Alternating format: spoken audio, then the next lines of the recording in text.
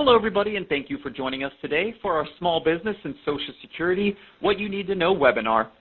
With that, I'd like to begin today's conference and turn the call over to Calvin Goins from the SBA. Well, thank you very much, Tony. I really appreciate the chance to be here with the Social Security Administration today.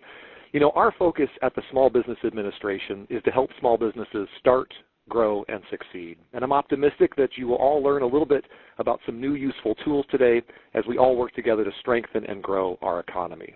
Well, no surprise to anybody on the phone about how important small businesses are to America. Today, about 50% of all working Americans work for a small business. And about 2/3 of all new net jobs over the past 15 years have been in small business. So small businesses truly are the drivers of innovation and competitiveness, and they're the key to the long-term growth and sustainability of our economy. I want to discuss two main areas with everyone today.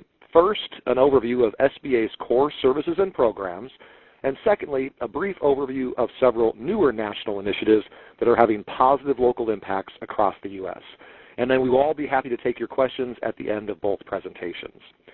So let's start with a brief overview of SBA's programs that work arm in arm with Main Street small businesses to grow and create jobs, and frankly, in the process, strengthen our local communities. Well, to accomplish that core mission, the SBA focuses on what we like to call the 3 C's, and that's access to capital, access to contracts, and access to counseling. With that first C, access to capital, SBA guarantees the small business loans that banks, credit unions, community development corporations, and microlenders make in order to support the startup, growth, and expansion of small businesses. Now, as challenging as it can still be today to get a loan, I think we forget about what things were like during the depths of the recession. Think back for a moment to what it was like in February of 2009. Our economy was in a free fall and shedding over 700,000 jobs a month. The credit market had completely frozen up, and many Americans were worried about another Great Depression. Then, thanks to the American Recovery Act and the Small Business Jobs Act that President Obama signed into law, we at the SBA received some new critical tools like raising our government guarantees and waiving our loan processing fees in order to put credit in the hands of good, viable small businesses, even in the worst lending environment since the 1930s. Well, working together, we've come a long way. In fact, due to those incentives and others, we have seen record lending years here at the SBA since the very worst of the recession. And during this past fiscal year, SBA and our lending partners supported over $28 billion in loans nationwide. Those are loans that are helping local small businesses in your neighborhoods keep their shelves stocked, keep their employees paid, and keep their doors open. A great example of a small company that's used SBA's guaranteed loans to grow their business is Plum Bistro.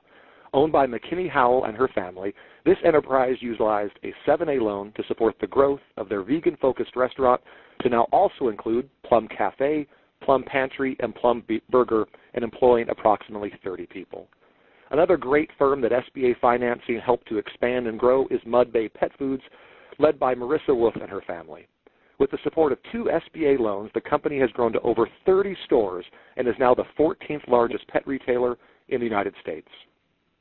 Now, with that second C, contracts, SBA works with federal agencies and entrepreneurs to ensure that at least 23% of all federal procurement contracts go to small businesses.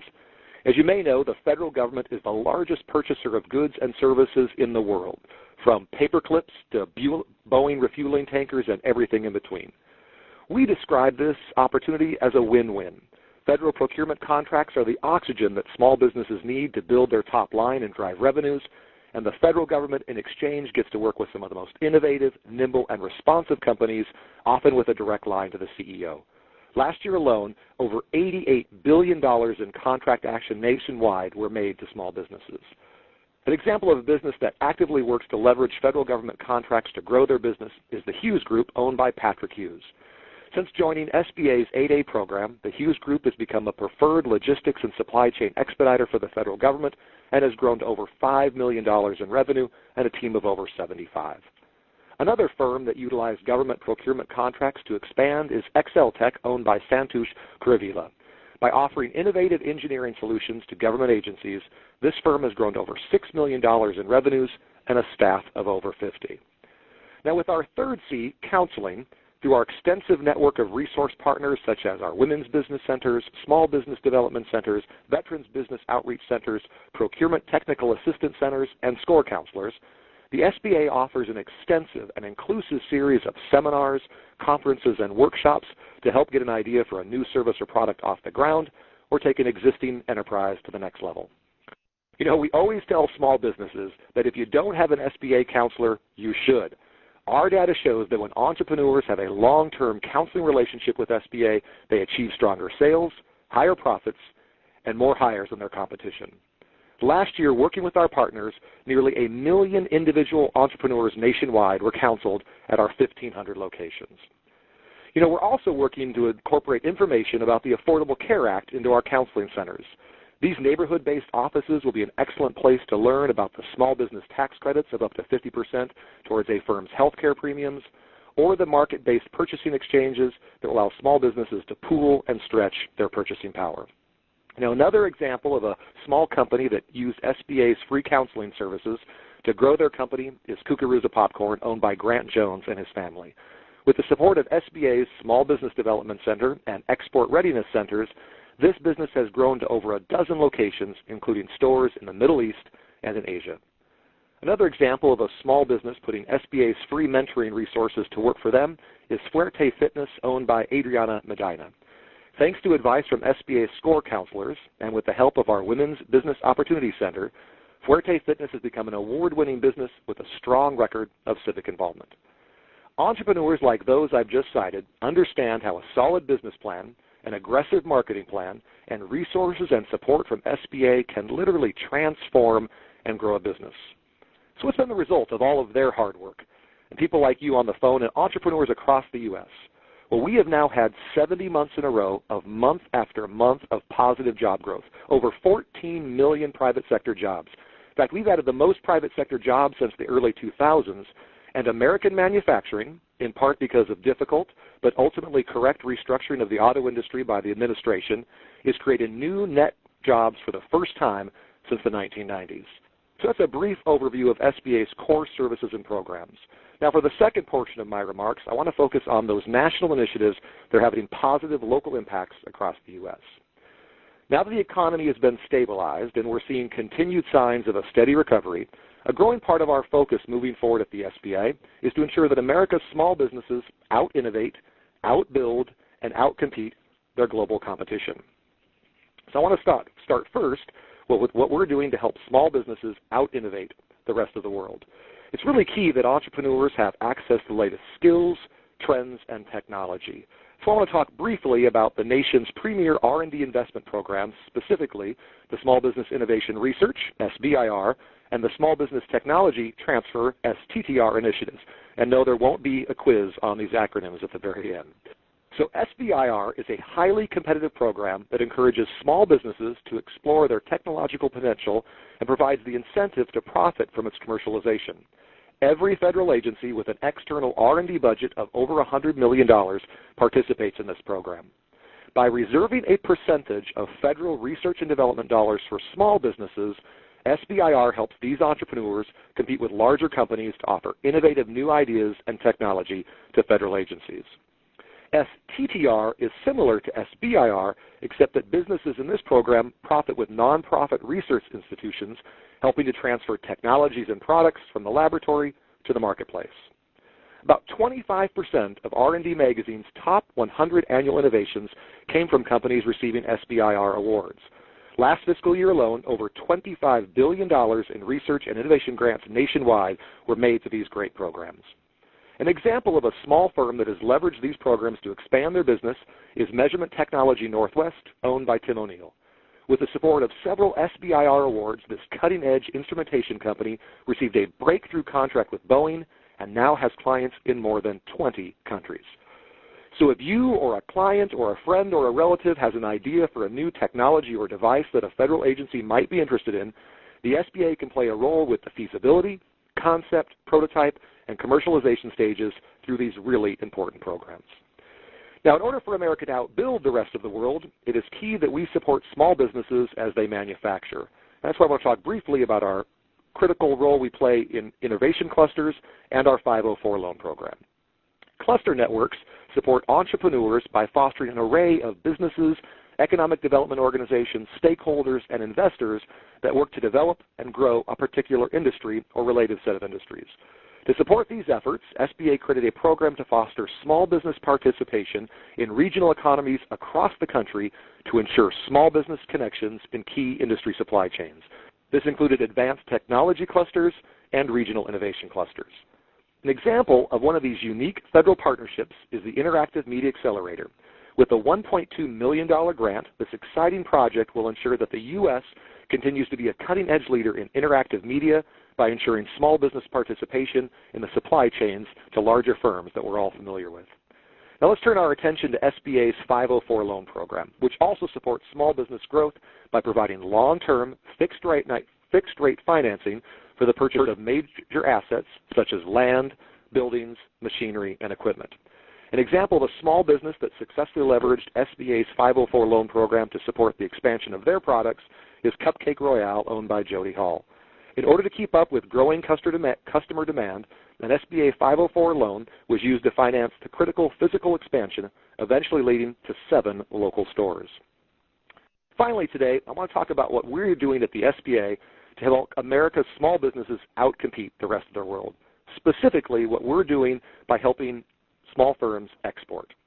Now, in working to promote the exports, the President set a very bold goal for SBA as part of the National Export Initiative, which was to double our exports. In the first year alone, we helped over 5,500 U.S. companies enter additional export markets or export their goods for the very first time. And over 85% of these companies were small and medium-sized businesses. You know, it just makes good business sense to consider exporting. Consider that over 96% of the world's population lives outside the U.S., representing some 2/3 of the world's combined purchasing power. That's why SBA and our partners offer an extensive package of loan products, training programs, and mentorship initiatives that specifically help exporters. In fact, last year, SBA supported over $300 million in export loans nationwide. So as you can see, if you have a product or a service that you want to export, the SBA is here to help. A closing example today of a small business from my hometown that with the assistance of SBA has been successful in exporting their products is Seattle Safety, owned by Byron Cohen and Tom Whitman. With the assistance of 2 SBA export loans, Seattle Safety has grown to nearly 50 employees and exports their vehicle safety restraint testing systems to automakers across the Asia and U.S. That's a crash test dummy, if you can see it there on the screen. So ladies and gentlemen, working together and building upon the success of SBA's core programs with access to capital, access to contracts, and access to counseling, we can help you and others find success as we all work together to accelerate our recovery by out-innovating, out-building, and out-competing the rest of the world. I'll now turn it over to our friends at the Social Security Administration. Thank you. Thank you, Calvin. Hello. It's great to be with you all today. My name is J. Gioni Palmer. I'm Social Security's Associate Commissioner for External Affairs. And I'm also joined today by my colleague in the Office of External Affairs, Alfredo Padilla. And after our formal presentation, we will be working together to answer any questions that you might have. The Office of External Affairs is the part of Social Security that works with national organizations to educate the public about our programs and services. Before I begin, I want to thank Small Business Administration for partnering with us on this event. People tend to associate Social Security with benefits, but a big part of what we do is keep track of people's earnings so we can pay benefits accurately. That's where the business community comes in. If you're a small business owner, what's the first thing that comes to mind when you hear Social Security? All right, well, after taxes, that is. W-2s, right? So the first thing I'll be going over today is our W-2 online service developed specifically with small employers in mind. Registered employers can go to our website, enter their W-2 information right there, and submit it when they're ready. I also want to tell you about our other online services for businesses like verifying employee Social Security numbers. Then I'll cover some basic facts about Social Security and tell you about 3 outstanding resources that can help your employees think smart about saving and investing for the future. Next slide.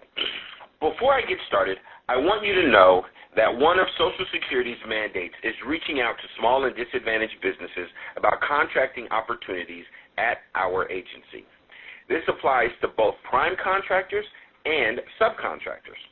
You can find information about contracting opportunities and our ongoing commitment to small and disadvantaged businesses by going to socialsecurity.gov and selecting Small Business from the Business and Government tab.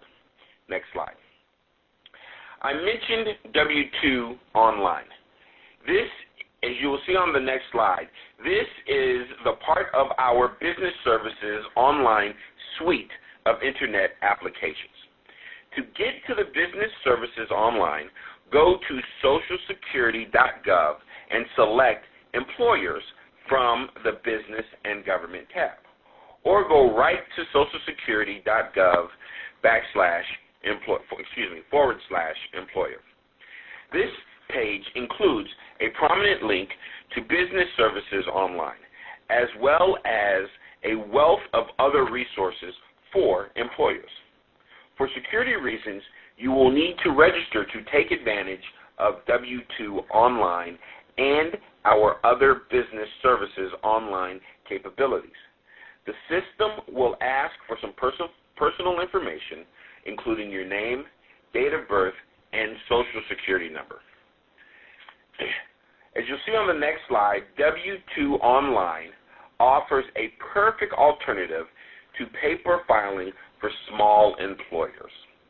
This easy-to-use service lets you create and submit up to 50 W-2s at a time using simple online forms. You can even save your W-2 on our site until you're ready to submit them. If you prefer, Business Services Online also allows you to upload a format file containing W-2 data. You will find format specifications on the employer page I just mentioned, as well as our AccuWage software to check your file for errors before uploading it. Filing electronically not only saves time, but it also improves accuracy.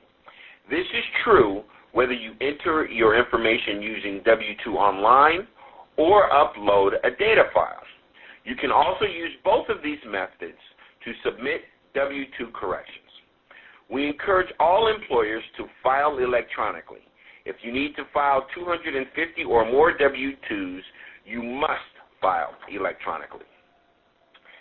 Employers can also use Business Services Online to verify the names and Social Security numbers of current and former employees for wage reporting purposes.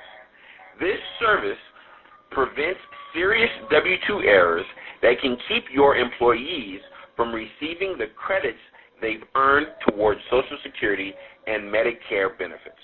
You can verify up to 10 names and Social Security numbers at a time and receive immediate results, including the date of birth is optional. If you have a large number of records to check, you can also upload them as an electronic file. If you choose this method, you'll normally get the results back the next business day. We'll let you know whether the submitted names and Social Security numbers match our records. If they don't match, we'll tell you why. For example, if the name and number match, but the date of birth doesn't. We'll also tell you if our records show that the Social Security number belongs to someone who is deceased. The employer website includes instructions for how to proceed when an employee name and Social Security number fail verification. In many cases, it may be due to a typographical error or a discrepancy the employee can easily correct by visiting a Social Security office. So far, I've been talking about our online services for employers. These services are all free. For a fee, we also offer content-based Social Security number verification for businesses that provide banking and mortgage services, process credit checks, conduct background checks, satisfy licensing requirements, and so on. This service is available either using a web browser or via machine-to-machine transmission. Participating businesses pay an additional enrollment fee of $5,000 plus transaction fees. Businesses also get signed consent from the person whose information they wish to verify. Now I'll talk for a few minutes about Social Security, which on the next slide you will see all workers should have a basic understanding of their benefits. When you work and pay Social Security and Medicare taxes, you earn Social Security credits.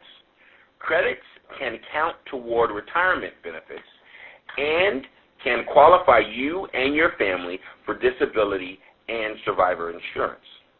Social Security's benefit packages include retirement benefits paid to workers as early as age 62, disability benefits paid to workers of all ages who have a severe disability, family benefits to the spouse and children of retired or disabled workers, survivors benefits paid to the widow or widower and children of a deceased worker, Medicare, which helps all with hospital bills and provides limited coverage for skilled nursing facility stays and hospice care. Medicare can also cover doctor services and prescription drugs. Social Security's Commissioner, Carolyn Colvin, likes to tell this story. A colleague's teenage daughter came home bursting with excitement after receiving her very first paycheck. But she had one question about her earnings statements. Well, Dad, she wanted to know, who is this FICA? Most people don't need to know what FICA stands for. But in case you're curious, it's the Federal Insurance Contributions Act. But every worker should understand that workers and employers pay FICA taxes towards workers' Social Security and Medicare coverage. Last year, Social Security turned 80 years old. This is the most successful domestic government program in our nation's history, and it touches the lives of nearly every American. Although we usually don't like to think about it, Americans need to be financially prepared not only for a distant tomorrow, but also for what could happen to any of us today. The unfortunate reality is that we can expect 1 in 8 of today's 20-year-olds who are covered under Social Security to die before reaching age 67, and 1 in 4 to become disabled. Social Security keeps 22 million Americans out of poverty, including more than 1 million children, 15 seniors, and nearly 6 million adults under age 65. As you'll see on the next slide, about 168 million workers pay towards Social Security coverage through taxes on their earnings, and almost 60 million people receive monthly Social Security benefits. But many workers paying into Social Security do not know much about how the system works or what they need to do on their own to be ready for retirement. For the average worker, Social Security replaces only about 40% of pre-retirement incomes. I like to say 40% is a great place to start, but it's not necessarily the best place to finish. Financial experts say most retirees need 70 to 80% of pre-retirement earnings to live comfortably. Yet more than a third of American workers have no savings at all, set aside specifically retirement. I'm talking about nothing. And about half have no private pension coverage.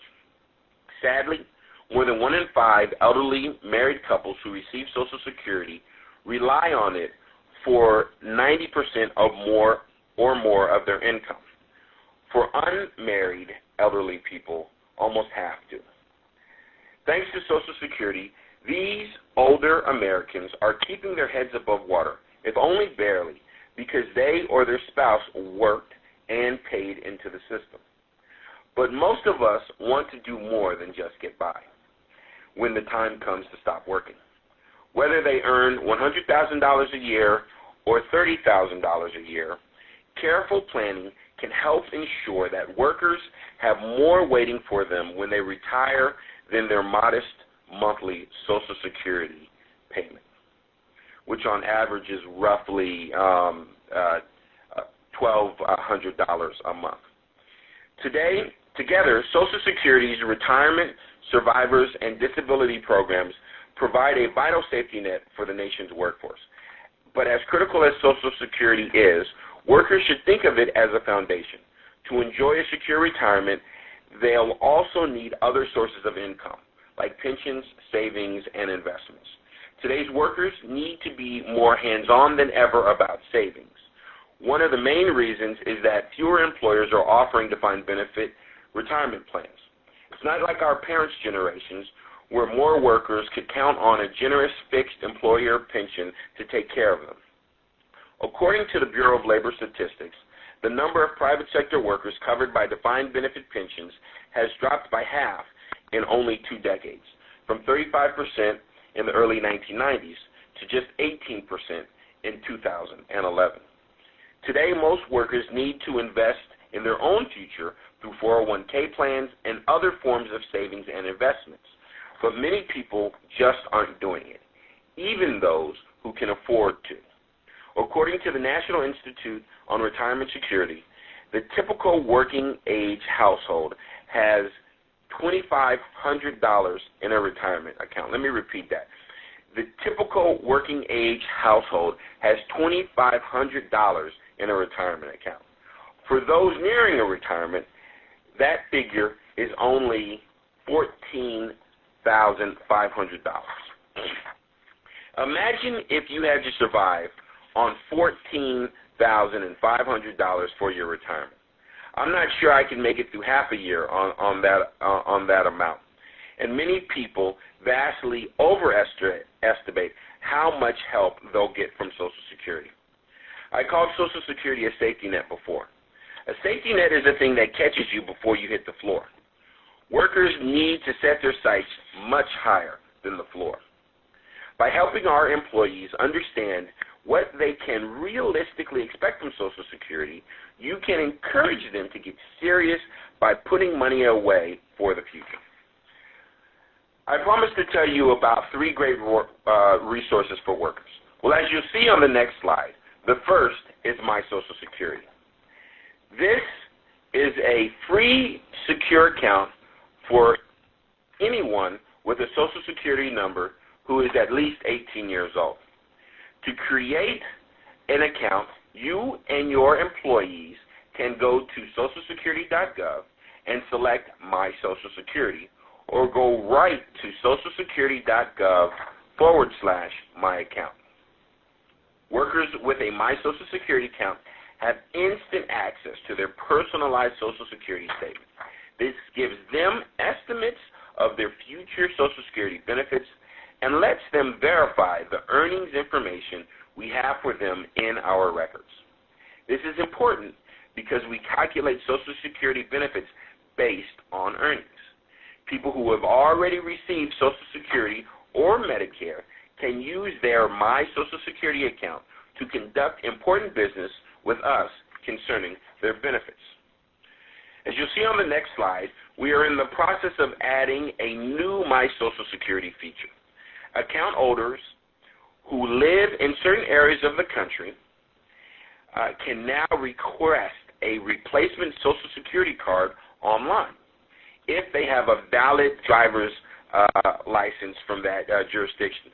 So, Calvin, I know you're out in Seattle. I'm pleased to say that Washington State is one of the first states where this option is available. In addition to Washington State, the District of Columbia, Michigan, Nebraska, New Mexico, and Wisconsin are where the service is currently available, and we plan to roll out more states in the future. And that information was on the next slide. Skipping past that to the second resource for workers I want to bring to your attention on the next slide is our benefits planner site at socialsecurity.gov/planners. This information is on the next slide. You can go to socialsecurity.gov, scroll down, and select Benefits Planner. This page is packed with interactive tools to help workers understand their Social Security protections and get estimates of their retirement, disability, or survivor's benefits for any hypothetical situation. This is an excellent way for anyone to find out how financially prepared they are or are not, and how much more they and their families will need in retirement or if misfortune strikes.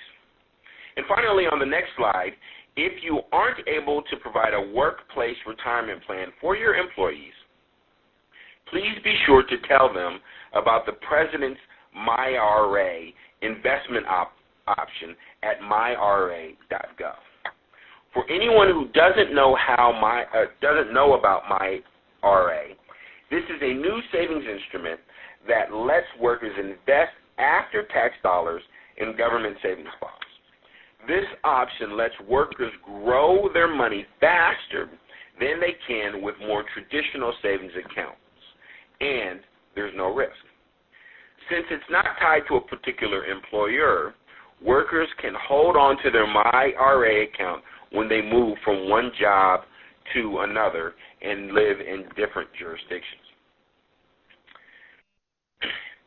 I've enjoyed talking with you, and on the next slide you'll see a wrap-up that Social Security's online services for businesses, why it is so important for workers to understand their benefits, and the 3 online resources I mentioned for small business owners and their employees.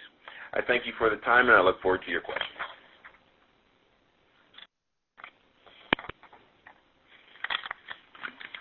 All right, guys, wonderful. And a reminder for all of our guests joining in, you can still submit note questions to us by using the notes chat function on the right-hand side of your screen.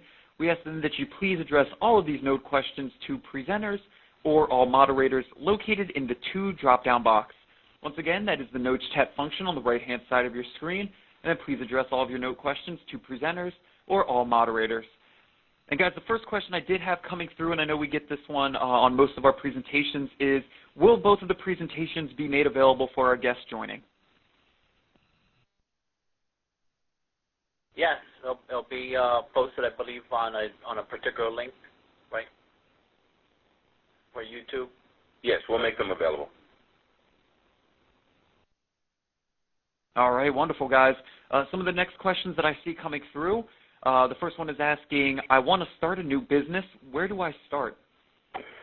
Well, Tony, for those who have always had an idea for an enterprise of their own or businesses that have been in existence for some time, I always suggest folks start with their local neighborhood SBA counseling offices. And you can go to SBA.gov. There's a drop-down for local resources. Put your zip code in, and the local and closest centers will come up with their hours of operation, phone number, etc. All you have to do is call and make an appointment or stop in if you'd like. But I always tell entrepreneurs it's always good to have a fresh set of eyes, look over your business plan, look over your P&L statements, etc. Typically, existing entrepreneurs, for example, when they need financing, it's because something either really great is ready to happen or something bad is happening. And as a recovering banker, I will tell you that's the worst time to be putting together a business plan. So for those in business already, come visit one of our centers. If you haven't written a business plan, as many micro-entrepreneurs have their business plan in their head but haven't translated it to writing, we can help do that at our counseling centers. To your question specifically about prospective entrepreneurs, we have a great relationship with SCORE. It is a volunteer organization with chapters all over the U.S., many of them co-located with your local SBA office in most metro areas. But often these are folks who have been in business for some time themselves and really can help entrepreneurs or prospective entrepreneurs avoid some of the pitfalls that they experienced. They also have a great national network where they're able to match you up with a mentor in a like industry. So if you're starting a restaurant, they will be able to put you together with someone who has or is running their own restaurant, again, to really make that one-on-one mentoring even more impactful. So whether you've been in business or whether you're thinking about going into business, make an appointment, come visit one of our counseling centers. There's over 1,500 locations across the U.S., and most of those services are absolutely free or very, very low cost. All right, excellent. Thank you, Calvin. And we would like to thank all of our guests that have submitted notes through at this point. The next note I see coming through our questions is asking, is there a fee for using MyRA, and does that occur interest? There is no fee for MyRA. You can contribute any amount you choose. And yes, it does accrue interest. It's invested in U.S. savings bonds. All right, thank you, guys. And the next question I see coming through is asking, do homemakers qualify for any Social Security benefits? Can we get a clarification when we say homemakers? Are we talking about spouses? And Charlene, I know you had sent that note through. If you can just give us a clarification on that question, we'll come back and address the question. And actually, we did just get a confirmation saying yes. Yes, that's correct. If you're a married spouse, you are eligible for benefits from the working spouse as long as they have 40 credits of coverage. And we would assist you with that with no problem for online or in person or one of our local offices. Or even our 800 number. We have a specific publication, our SSA.gov website, where you can type in spouses benefits, and it'll give you a kind of overview of what you're eligible for, and even touches on benefits for divorced spouses that may have been homemakers. Thank you for that question. And divorced spouses, in order to qualify, would need to have been married for at least 10 years. That's correct. All right, excellent. Thank you, guys. Another question that just came through our notes is asking, if we have filed W-2 by mail, can we also file online, or should we wait until next year to file online?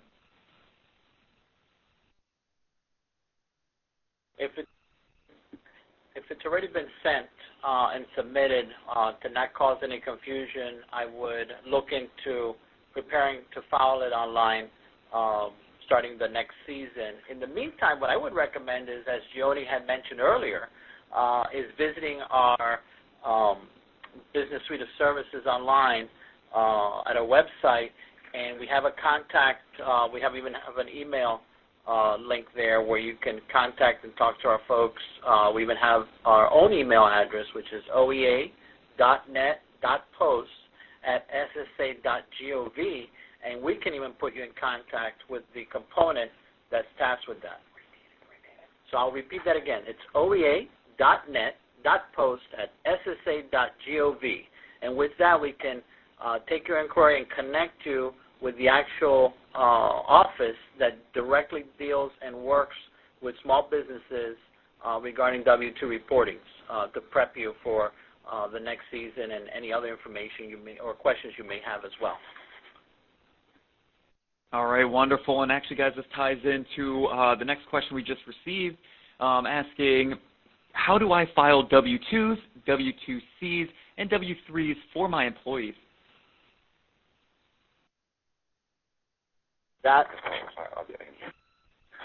Employers and third parties can file wage reports with the Social Security Administration electronically or by paper. There are some limitations apply.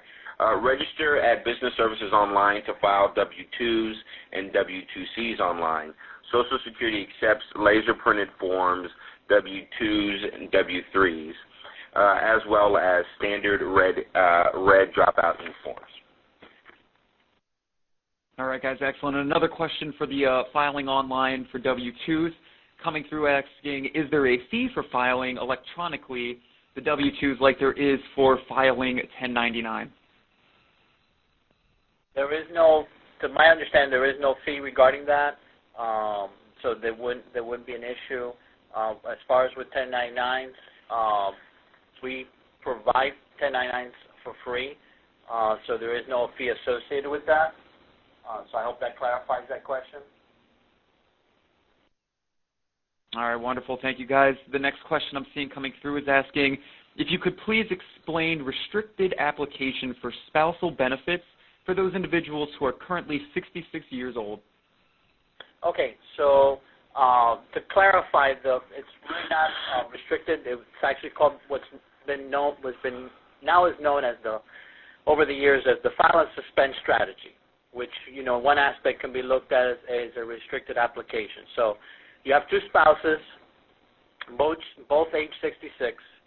I come in the office, I file a claim, I suspend my benefits so that way my spouse can collect 50% of my benefits as the number holder of the record. And then at age 70, I would come in, file for benefits to get the extra delayed retirement credits, and then my spouse would file it on his or her own record to also get that delayed retirement credits. I do want to note, you may have seen some information out there already. Inquiries are coming in. There is legislation on the budget that was passed just recently. We're still waiting for additional guidance, but the file and suspend strategy may be soon ending after April of this year. So I would recommend that you sign up go on our website, socialsecurity.gov, under the Office of Legislation and Congressional Affairs, or at our Social Security update sign-up newsletter that we have, so that we can keep abreast of what's coming up as far as that restricted application and information related to that. So I hope that answers your question. Excellent. Thank you, guys. And we would like to thank all of our guests that are submitting notes through. We have received a good number of notes coming in. Just a reminder for everyone that is joining, if you would like to submit a question through for our presenters, you can do so by using the notes chat function on the right-hand side of your screen. Then please address all of these questions to presenters or all moderators. Guys, the next question I'm seeing coming through is asking, can an independent contractor file and record their taxes for a short-term job?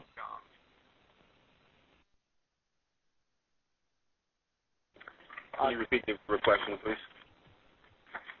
Of course, that's not a problem. The question is asking, can an independent contractor file and record their taxes for a short-term job?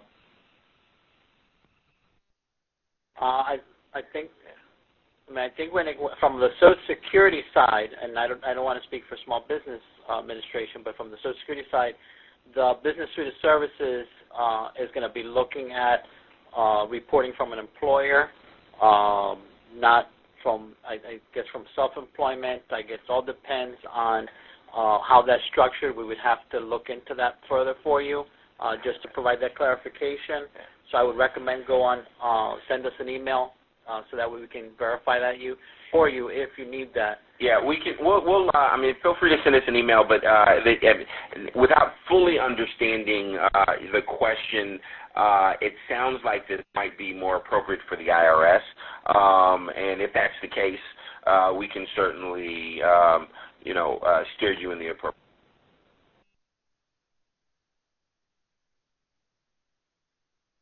All right, guys, wonderful. Thank you. The next question coming through is asking, can you repeat the web address for businesses to verify Social Security numbers and prior employment for employees? It's socialsecurity.gov/employer. That is but you can also go to our website, which is socialsecurity.gov, and you can select employers, and we have a fairly robust search function, which would also get you there as well. But specifically, it's socialsecurity.gov/employer. All right, thank you, guys. The next question coming through is actually just a clarification from an earlier question saying that we did have to pay a $14.99 fee to file electronic 1099 forms for one subcontractor. The question is then asking, if we file through Social Security office, is there not a fee? We would have to look into see how that fee was assessed and, the process that took. So I would recommend that we assist you offline after the call. So if you can email us that question so we can make sure we provide, the appropriate answer and why, we provided the information like we did. It's oea.net.post@ssa.gov, and we are the office, and the speakers heard today from the Social Security side are the folks that manage the email box. So as soon as you send that email, we'll make sure we take appropriate action and get you an answer quickly. All right, guys, thank you very much. The next question coming through is asking and actually saying, wow, great webinar. Thank you guys so much. Can you repeat what FICA means? Oh, Gioni had said it was the federal income. No, it's the Federal Insurance Contributions Act, which is on there. Another on some people's pay stubs, if you still get those. I know we actually don't get those. We have to file online at Social Security to get our own pay stubs here. But on some pay stubs, it will show up as OASDI, which stands for Old Age Survivors and Disability Insurance. So it's sort of a it could be one or the other is usually how it's. So Federal Insurance Contributions Act. Excellent, guys. Thank you very much. And once again, we do thank all of our guests for submitting through a large number of questions here. The next question, guys, that I see coming through is asking, how is a small business owner to pay themselves Social Security? If they file under, I believe, under the Schedule C, I guess as their own, self-employment, they would, pay the percentage. In this case, since they're self-employed, they'd be paying the employee and the employer percentage to, include the full percentage for coverage. We actually have more information on that on our website, but if you send us an email to our oa.net.post@ssa.gov, we'll share with you the IRS publication that we work with IRS on, and also we have a self-employment and also employers fact sheet that we'll share those links with you. So feel free to shoot us an email on that at oa.net.post@ssa.gov, and we'll get that information for you. All right, guys, wonderful. The next question I'm seeing coming through the notes is asking, some contract companies are giving per diem to pay workers on a contract basis if you are more than 50 miles from home. How do they do this? And then the second question that's in this is asking, I also provide, oops, sorry, we did just get another note in. The second part of the question is asking, I also provide contract services to other airlines, but I don't know how to make that work. Yeah, I don't think that's necessarily a Social Security question. The first part sounded a little bit more IRS-oriented to me, and I don't know if the last part was directed to SBA or whatnot. All right, guys, and we would like to remind all of our guests that we are capturing all the note questions that come through, so if we do not have the answers for you today, all of these questions will be collected in a Word document for all of our presenters, and we will be able to reach out after the webinar on a one-on-one basis to answer these questions. So moving on, guys, to the next question we got through. I'm seeing it say, where is the link to process the W-2 on the EDD Employer Services online? If like we mentioned before, the socialsecurity.gov/employer, or you can type in the search link,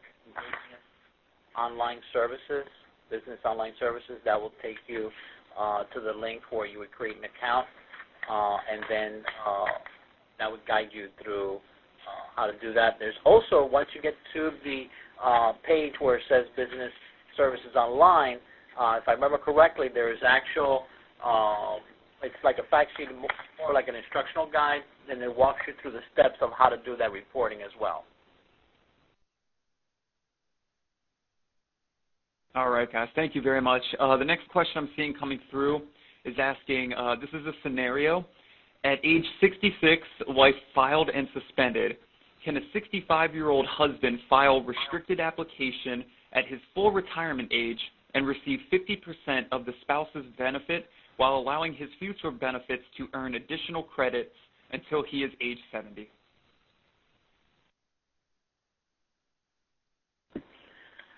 Yeah, so, what we're looking at is, the individual can come in, file and suspend at 66, but in order for one of the other spouses to utilize that game plan, the other individual will have to be 66 in order to collect that 50% the spouse's benefits due. If you're under the full retirement age at the time of filing, or the spouse is trying to utilize that scenario, by law in our policy, we would ask the individual, if they have earnings on the records, to file for benefits off of their own record before we can check if they have benefits payable on the other individual's record. And just keep in mind, like I said earlier, with the file and suspend strategy, there's changes coming down. We haven't received guidance yet, but the legislation is indicating for an April implementation date. But I would recommend you touch base with us, check on our website, sign up for our newsletter that comes out every month. Check our Facebook and Twitter accounts to see the latest news on that. At our socialsecurity.gov website, we have the Office of Legislation and Congressional Affairs that will have more details about that coming up shortly. So recommend to really look at that and not plan too much ahead about the file and suspend strategy. All right, wonderful, guys. And I know that we're coming up to a hard stop at the top of the hour here. We had received a few more questions. Just asking if you guys can repeat again if this webinar will be made available for all of our guests and other folks to review after it's over, along with the questions that have been asked and answered. Yes, that's correct. Not only will individuals be able to see it, it's also going to be posted on YouTube, and as well as we've shared the email for the Social Security questions, which is oea.net.post@ssa.gov. So anything that's related to Social Security, we'd be more than happy to assist you with. And regarding Small Business Administration questions, they will inform on how they would channel questions or probably recommend. So, I'll leave it to Calvin how he wants to address that part. So thank you again. Yes, and I think again, I think the thing I would really recommend to entrepreneurs, existing entrepreneurs, or prospective entrepreneurs that might be listening today or listening later online, is to go to SBA.gov, select local services, and then find out the center, the counseling center that is closest to you, and make an appointment. Whether you have questions about our government contracting programs, our export loans, our 504 capital improvement loans, or any other part of the great suite of services we offer at SBA, visit your local counselor. They're in your neighborhood. They understand the local economy. They're great experts, and it's a great place to start to get that information that can help your small business start, grow, and expand. No, this is Gioni from Social Security, Calvin, and thank you, and particularly Star here in your D.C. office. We are appreciative for the opportunity for the collaboration, and we hope that we can continue to work together to, bring important information to the American people. Absolutely. We at the Small Business Administration really do appreciate the chance to work together with the Social Security Administration and other federal partners to really make sure that our shared consumers, our customers, get the information they need in a timely, useful manner. And so we appreciate being part of this today. And Tony, thank you for moderating. I know that's not an easy job, but we do really appreciate being part of today and look forward to opportunities in the future to collaborate even more. Thank you.